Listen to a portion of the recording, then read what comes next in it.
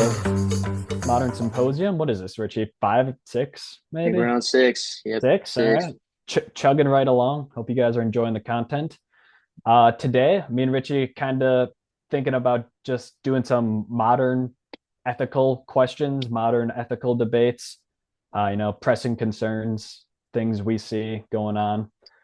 So I think the first one we're going to talk about, Richie, is guns. I believe that was probably the most interesting topic that we've brainstormed for this session. So let's start us off on guns. You want me to start us off on guns?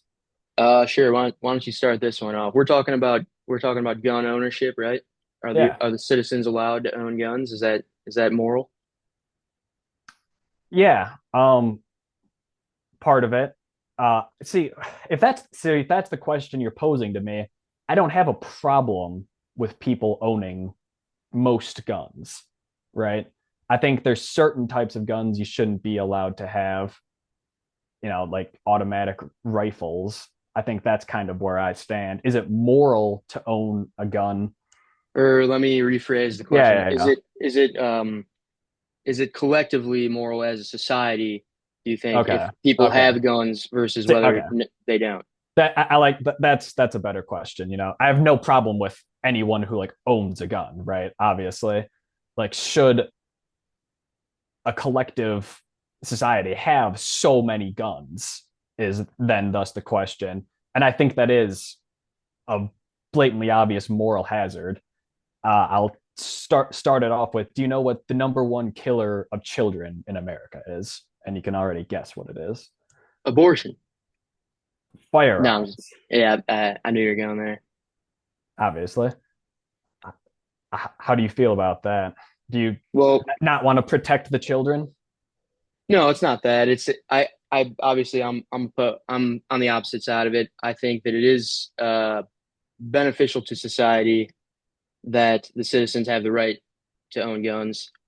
Of course, yeah. I mean, obviously, no one's for killing children here, but when it comes down to it, there's better.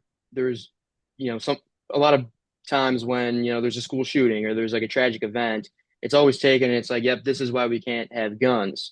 But I mean, I don't. I think there's a better way of maybe addressing the root problem of that rather than saying, okay, because we have a very, very rare occasion where someone is mentally ill, disturbed, and starts, shooting up an event or shooting up a school, that means that nobody's allowed to have guns anymore. Second Amendment's out the window. I don't think that's the case either. I think obviously I do 100% agree. If you have a gun, you should have a thorough background check for sure. Maybe, maybe ramp those up. And then I mean, I also think when it comes down to it, why are, these tragic events happening with all these shooters? What's going on? I think it's more of a mental illness crisis than it is a gun crisis. Um, Yeah. Yeah, no. So it always that breaks down to that question, right? Is it a gun issue? Is it a mental health issue? And most of the time, when you face yourself in these two, it's only this or it's only this very black and white issue, it's never that. It's always a gray, it's always somewhere in the middle, I that's a believe, good point. right? That's a It's good point. it's almost never completely one way, completely the other way. This is why we have these discussions, right? Figure out where in the middle should society, try to aim towards, right? I think, like you said, more background checks, obviously. I think it should take a long time for you to acquire a gun. Like, I don't think you should be able to get a gun within a day, within 3 days, within a week, even. I think months is an appropriate amount of time for sure. That's a fair point for sure. And as far as it being like a spectrum, it's kind of a grit. It's not just a A or B answer. There is it's kind of a scale. I do agree with that too, and I also think just the very question of gun ownership. I think that's also somewhat on a scale, not so much a yes or no answer either. Because if you were to look at it, okay, so originally the purpose of the Second Amendment was not, everyone kind of says, oh, well, you need a gun to defend yourself. It wasn't necessarily to defend yourself. It was so that the people had the ability to fight back against a tyrannical government if one were to arise. Now, obviously, we're at a point where the government has nukes and bombs and AK-47s, and so a handgun or a long gun against the government isn't going to do much for you. But it is a bit of a spectrum because it's like, okay, well, if the original idea was to make it so that the people have the same weaponry as the government, which was the case for like 150, 200 years. And then eventually, technology just hit the curve exponentially. And now the government has like, good luck. You can get as many guns as you want. You want to take on the U.S. government, good luck. But obviously, I don't think people should have nukes. And then someone might say, well, can people have missiles? Now, I don't really think people should have missiles. Well, what about tanks? Can someone have a tank? And Right, probably right, it might right. be And it's a spectrum, and it's like then where is the line? Where's where the on the line? scale should the common person have access to? I think that's important. I'm perfectly fine with someone owning a pistol. I'm perfectly fine with someone owning Well, a shotgun, right? most Because, I could be wrong on this too, but I did see something on the internet, which of course would never lie to us. But it does, according to this, some random person on Twitter or whatever it was, most of the murders in America are actually with pistols over long guns. right. And then it becomes a question, all right, if guns were gone, would these murders still happen or not? True, right. And I some of them sure would still happen. Bad people do bad things regardless of what they can get their hands on. But also, it's a very quick and efficient means of terminating a human life. And that's the moral hazard that's posed to it. so I would say I would almost say yes. Obviously, there's got to be a line somewhere. But I would also say too, just on a moral, on an ethics question, I would almost say it is actually morally good that people do. It's actually more ethical that people are allowed to own guns versus if they weren't. Because guns serve as the ultimate equalizer. So, if there's a woman, a small woman who has to walk down the street at night, and there's a 6'6" jack dude who feels like it's a good time to maybe beat her up and steal her stuff. He's deterred. He's incentivized or at least deterred from doing that by the possibility that she may have a gun on her. If it just comes down to there's no way she has a weapon because there's no way she has a gun. All guns are illegal, so no one has guns. Well, now I'm the biggest, baddest dude on the block, so I can just start beating everyone's ass. But if I try to go Got mug someone now, the idea that they may have a gun might stop me from doing that, or at least make me think about it a little bit more. God made all men, Colt made them all equal. Right. And I think that's a pretty important point when it comes to, especially on just on an ethical level. It is, it's like, all right, if we want fairness, obviously life's not fair. We're never going to have perfect equality, perfect equity, perfect fairness. But when it comes to violence or when it comes to just safety, I think even if you don't own a gun, just the fact that you could and that strangers don't know whether you do or not does probably stop a lot of the crime. I mean, I'd be curious to see. I know other countries have way more strict gun laws. I'd be curious to see what the But crime stats are there, yeah, I don't know. You have to think though, most people are good. Most people, if guns weren't around in a society, wouldn't go around beating up little old ladies. I mean, true. We would definitely like to think so, but I would say I wouldn't say that most people are good. I would say that in all people there's good and there's good and evil. So Yes, it's yes, so I agree with that. But when you look at it, like in at least America, what percentage of Americans are like upstanding with the law? Now, does that make them morally good people? Much different question. Is cheating isn't like illegal, right? But more, it doesn't make you a morally good person to be a cheater. No, it doesn't, right? But Right. that being said, like most people don't go around beating people up violently. Like the True. amount of people that are drawn to violence is the minority I think that's the case. But when it in comes to the civilized amount of people in that, first world countries, at least, probably. I mean, well, when it comes to the people that abide by the law, I would almost argue the opposite. I mean, can you name anyone that you've ever met who's never broken a law?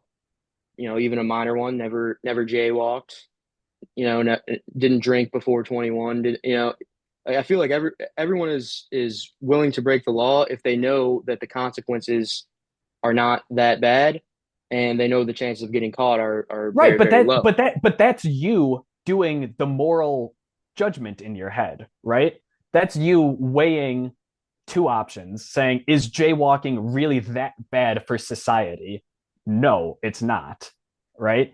And True. versus going and beating up a little old lady again, most people would be like, no, going and beating up a little old lady is pretty bad for society. I shouldn't do it. And most people don't do it because of that reason. Well, yeah. I mean, I guess yeah. I think that's true. But I also think that the system is not designed. You know, if we were designing a system for this majority of people who are altruistic and who do have some type of moral backing in their choices, then we wouldn't really need to have many laws at all. But I mean, the purpose of creating a rigid structure to begin with is not to control those people or constrain those people or deter those people. Those people are already going to do good out of the kindness of their hearts.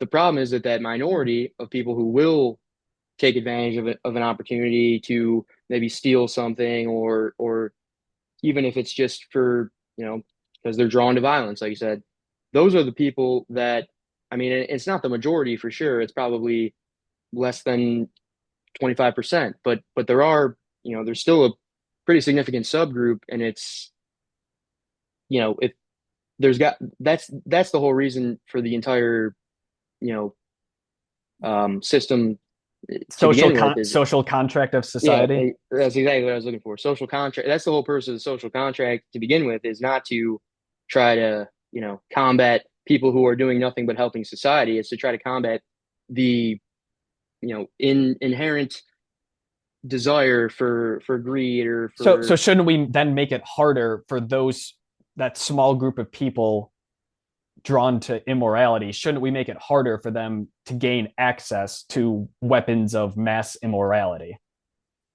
well, there I would say there's probably two ways of deterring them from, say, you know, say there's someone out there who's drawn to the idea of committing a, you know, a mass shooting. Uh, one one deterrent would be to make all guns illegal, so it's more difficult to get a gun. But the problem would be then if he were to get a gun, which we all know we can get things when they're illegal. You know, weed was illegal for all the way up until I was probably 22 years old. I've hung around with many people who smoked weed all throughout those years. They were able to get it. The problem is that if there is that one outlier who is drawn to the idea of committing some mass violence and he were to get his hands on a gun, who's going to now stop him? The The other way. police So, with okay, guns. so that's a good point. So now are we saying that when we say no citizens can have guns, does that mean that the police also don't have guns, or the police do and we don't? I don't think most police should have guns, but I think there should be like, you know, special strike forces for mass shooter incidences, right? You send in a SWAT team to handle a guy with a heavy gun. But in other countries, in like Britain, their cops don't carry guns, right? Yeah, I don't know if right. Yeah, a cop making a speeding arrest should have a gun. They need it right I now. think they need it. Right now they absolutely need it because anyone can have a goddamn gun, and that's the problem. Is I think guns beget guns. I mean, Death begets death. I think that anyone could have, say, from the perspective of a police officer who's, pulling over some random The person. cops need to have guns right now. I I cannot. I'm not I making an don't think argument against that. I cannot make an argument against that right now. I don't think I was going more towards, even if, say, guns were outlawed for the citizens. Um, I think from the perspective of a police officer who's pulling over someone for probably committing a crime, because why else would they be pulled over? The the idea that, well, right now they need guns because anyone could have a gun, and so in case they do, I need to have one on me to defend myself. I think that that still holds true even if guns are outlawed for all the citizens, because the person they're pulling over is already committing a crime. So they still, the idea that anyone could have a gun still holds true even if the United States law says that you're not allowed to. That right there is, it's, if you're a police officer especially, it's very difficult to It's go into a situation where crimes are being committed and you're unarmed. it's a culture problem with us, is what it is. We have a cult that loves guns, essentially.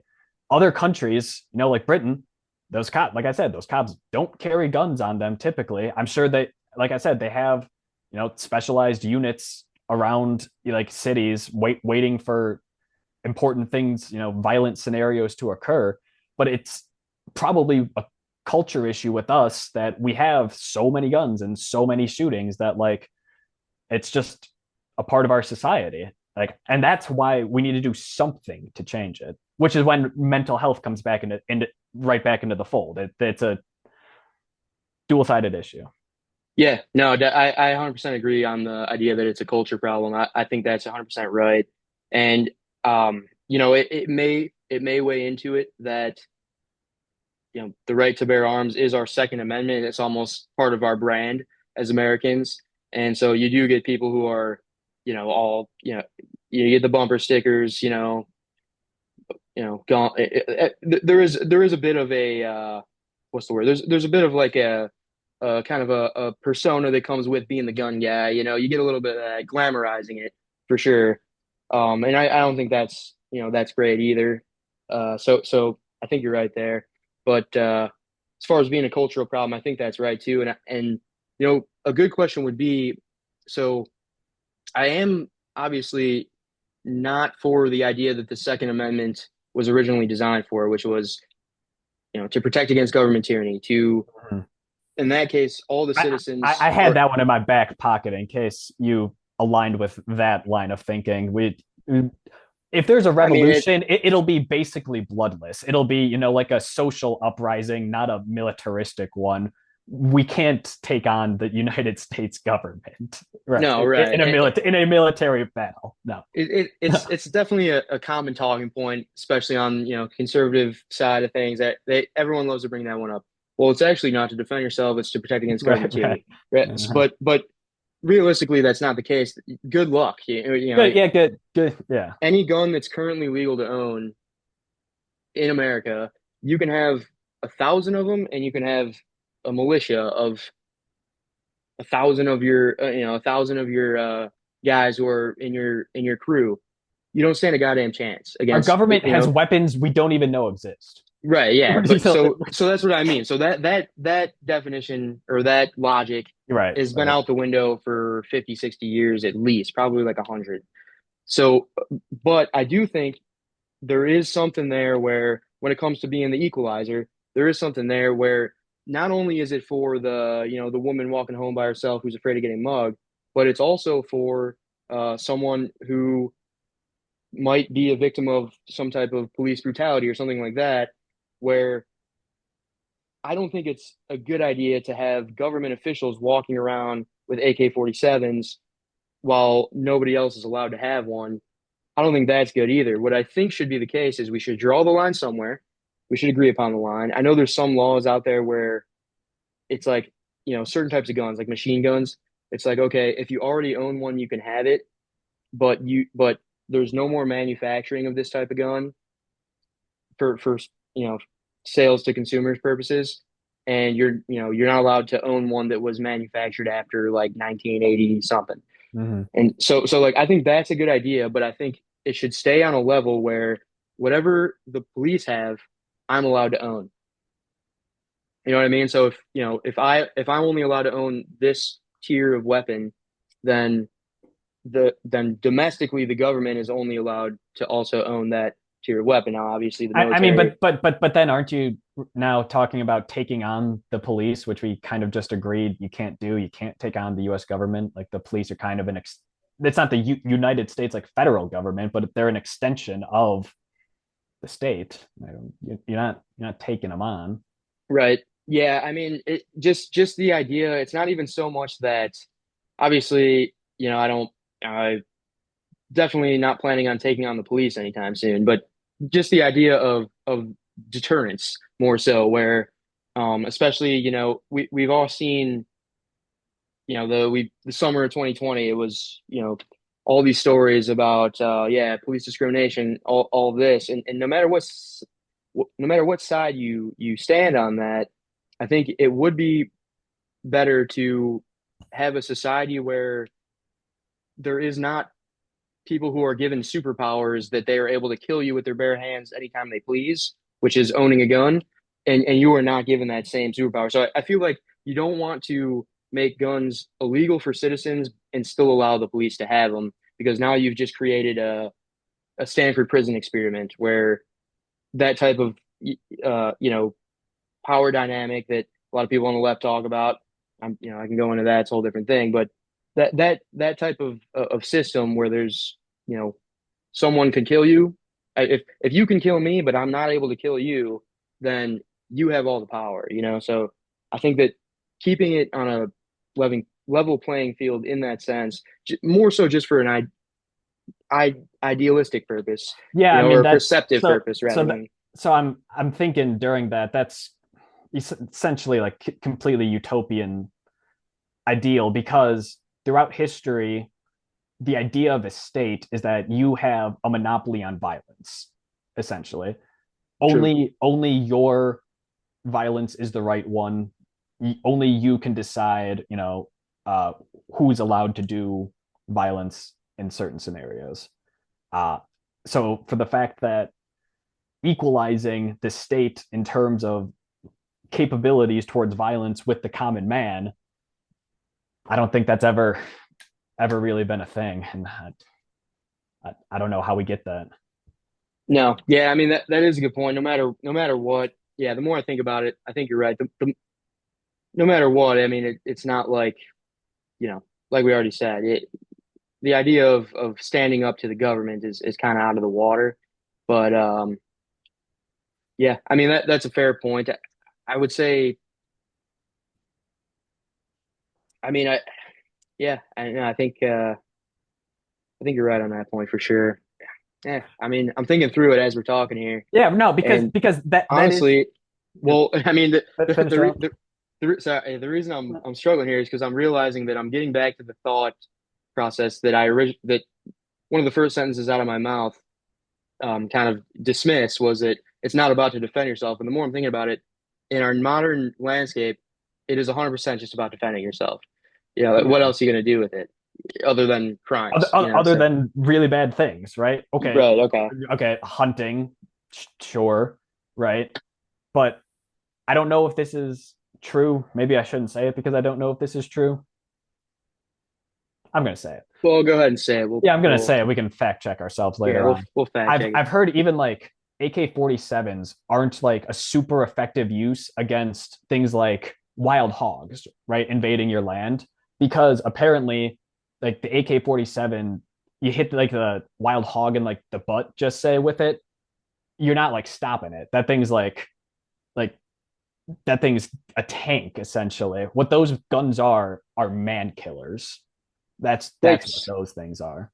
Yeah, makes sense. I mean, I'm not a connoisseur of wild hogs or anything, but I can see what you mean. I'm not a gun guy But that's either, the so thing so is, I don't know, but I will say on that too is just that the media does kind of bullshit this one because you cannot buy I cannot manufacture and sell you an AK-47 right now.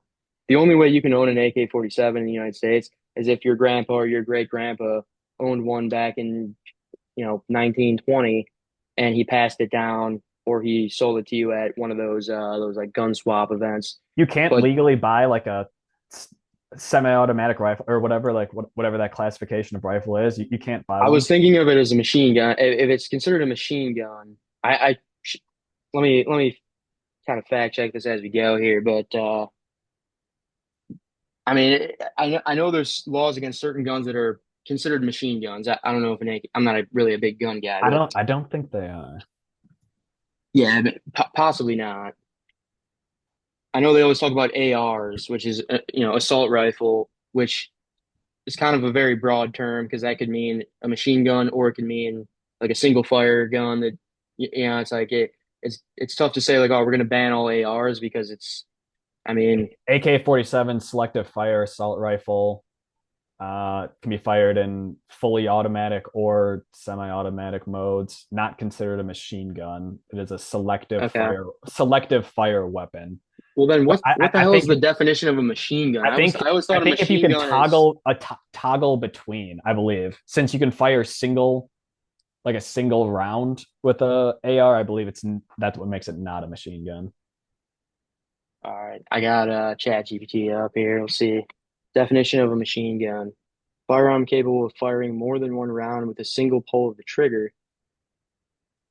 In other words, a fully automatic weapon.